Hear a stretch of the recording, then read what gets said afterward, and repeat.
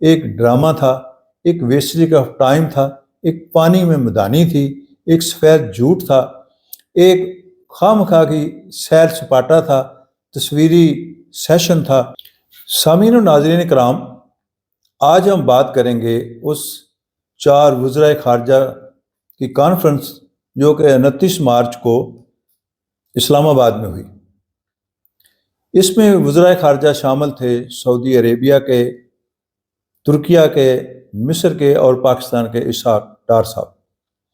اس کا بہت چرچا ہوا، میڈیا پہ بہت چرچا کیا گیا کہ پاکستان کی واہ واہ ہے جی، پاکستان ایران، اسرائیل اور امریکہ کی صلح کروا رہے۔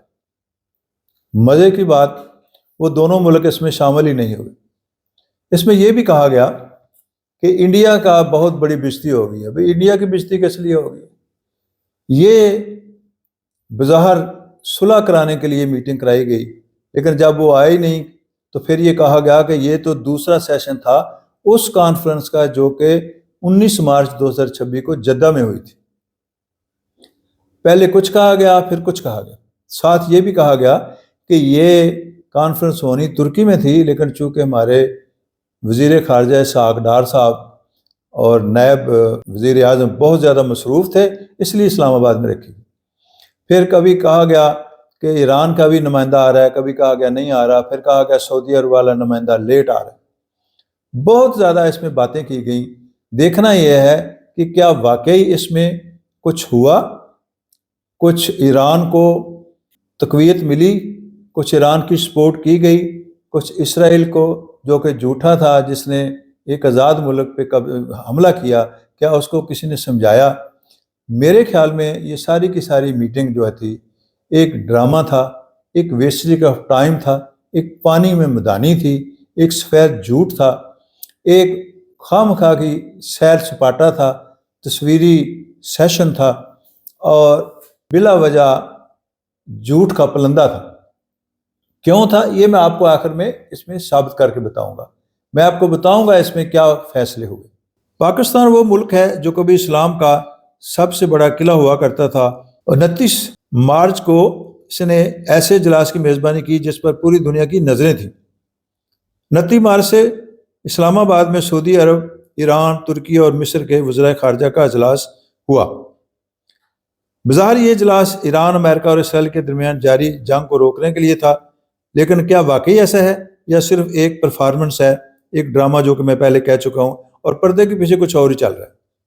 آج ہم اس اجلاس کی تہہ میں جائیں گے کہ کیا یہ اجلاس واقعی جنگ روک سکتا ہے یا وقت کا ضیاع ہے، اور سب سے بڑا سوال، کیا پاکستان اپنی وہ تاریخ دہرائے گا جو ذوالفقار بھٹو کے دور میں دیکھنے کو ملی تھی، یا پھر ہم صرف مہمان نوازی کر کے خالی ہاتھ لوٹ جائیں گے؟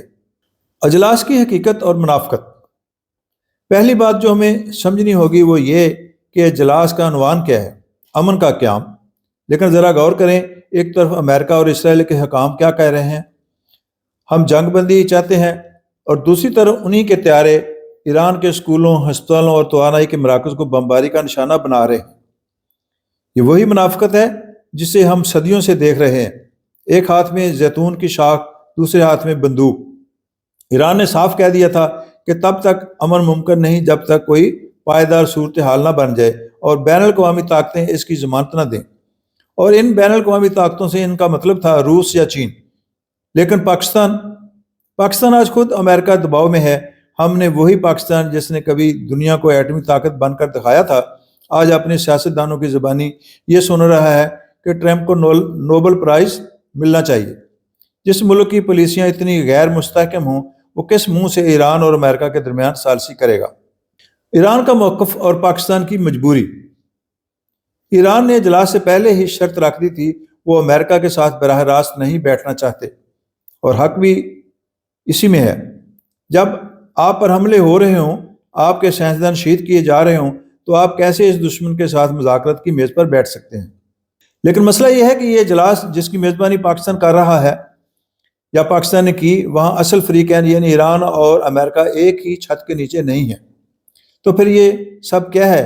یہ ایک فورم ہے، یہ ایک ایشو ہے، یہ ایک شو ہے جہاں وزراء آئیں اور مسکرائیں، ہاتھ ملائیں اور اعلان کریں کہ دو طرفہ تعلقات بہتر ہو رہے ہیں، معاشی تعاون بڑھے گا، ہم امن کے لیے پرعزم ہیں۔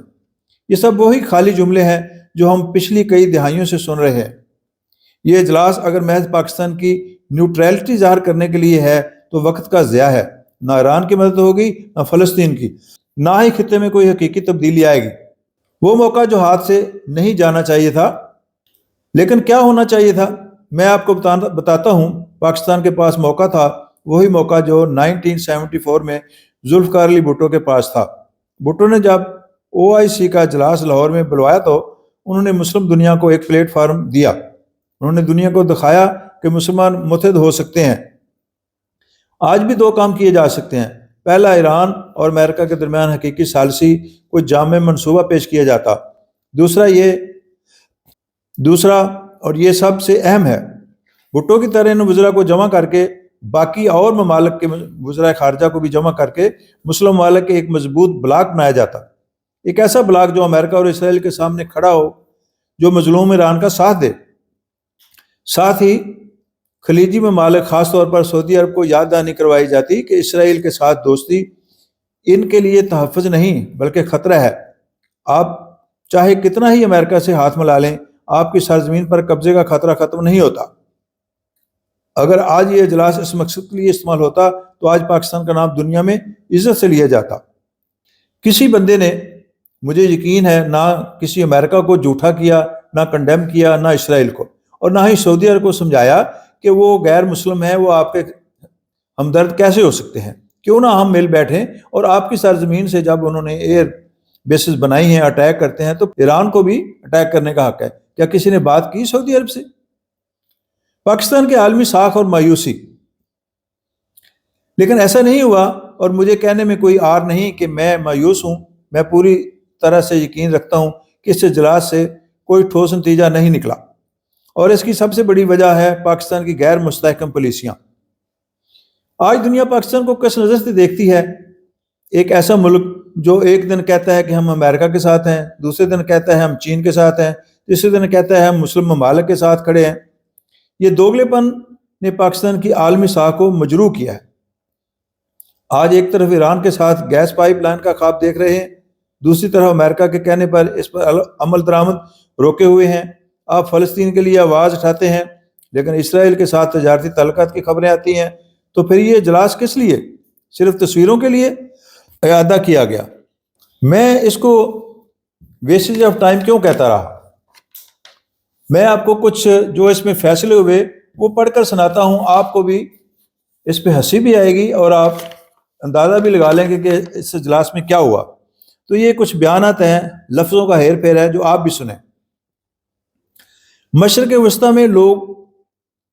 وسطی میں آگ کے شعلے بجانے کا مشن، وزرائے خارجہ کی بڑی بیٹھک، امریکہ ایران جنگ بندی کی مختلف تجاویز پر غور، شہباز شریف کا سعودی عرب کے ساتھ مکمل یکجہتی کا اظہار، موجودہ بحران میں سعودی عرب کے غیر معمولی تحمل کو سراہا گیا، سعودی وزیر خارجہ کو پاکستانی کاوشوں سے آگاہ کیا گیا، سعودی عرب کے ساتھ ہمیشہ شانہ بشانہ کھڑے ہونے کے عزم کو دہرا دیا، دونوں فریقین کے درمیان صلح کی ضرورت پر زور دیا، امن و استحکام کے لیے مشترکہ کوششیں جاری رکھنے پر اتفاق کر دیا گیا، امن و استحکام کے لیے مشترکہ کاوشوں پر زور، پاکستان اور ترکی کے درمیان مختلف شعبوں میں تعاون، آپس میں تعاون بڑھانے پر اتفاق، مکالمے اور سفارت کاری کی ضرورت پر زور، دو طرفہ تعلقات مضبوط بنانے کا اعادہ۔ تو یہ ہوئی ہے جی میٹنگ 4 وزرائے خارجہ کی، جس کا بڑا شور تھا، جو کہا کہ پاکستان کی بڑی ساکھ ہے، بڑا میڈیا میں نام ہے۔ تو یہ منافقت نہیں تو اور کیا ہے؟ آخر میں ایک سوال اور اپیل، میں سمجھتا ہوں کہ وقت آ گیا ہے کہ پاکستان اپنا رستہ خود منتخب کرے۔ ہم کسی کی کہیں پر ناچنے والے نہیں ہیں۔ ہمارے پاس تاریخ ہے، جغرافیہ ہے اور قوت ہے، لیکن ضرورت ہے اسٹریٹجیکل کلیئرٹی۔ یہ اجلاس اگر محض ایک رسمی کارروائی ہے تو اس سے بہتر تھا کہ اسے منعقد ہی نہ کیا جاتا، لیکن اگر واقعی کچھ کرنا ہے تو پھر آج کے بعد پاکستان کو طاقت کا مظاہرہ کرنا ہوگا، کمزوری کا نہیں۔ آپ کیا کہتے ہیں؟ کیا یہ اجلاس محض دکھاوا ہے؟ تو سامعین، آپ کیا کہتے ہیں کہ کیا یہ اجلاس صرف ایک دکھاوا ہے یا اس میں کوئی امید ہے؟ کمنٹس میں پلیز ضرور بتائیے گا۔ اللہ حافظ۔